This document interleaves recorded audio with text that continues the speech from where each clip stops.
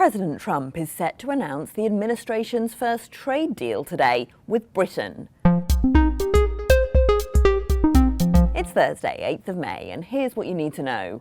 A major trade deal with a big and highly respected country, to quote President Trump's social media, is expected to be announced in the Oval Office later today. Reports say it's with Britain, but we don't yet know what's in it. The British government wants the US to drop 25% tariffs on imports of cars and steel from the UK, and in exchange it's thought they've been willing to negotiate on Britain's tax on tech giants.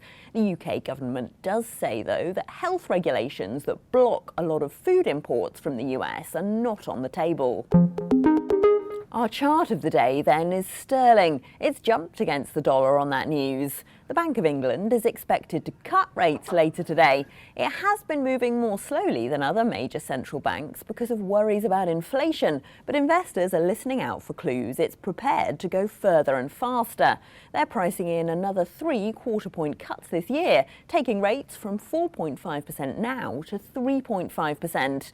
The Federal Reserve, of course, kept its own rate on hold yesterday, saying inflation risks have risen. Our number of the day is $1.3 billion.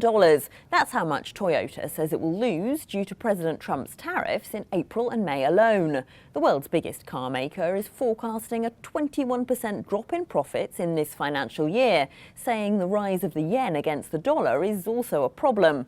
Cars and car parts are by far Japan's biggest export to the US, and the 25% tariff on them is a big part of the reason why the Bank of Japan has more than halved its growth forecast.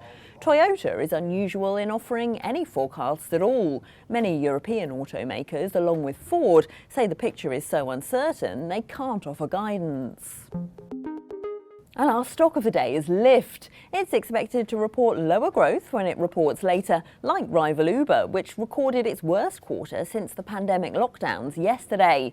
Ride-hailing apps say they're struggling with fewer tourists visiting the US, and investors want to hear just how keen customers are to swap human drivers for robo-taxis. And that's what you need to know this morning.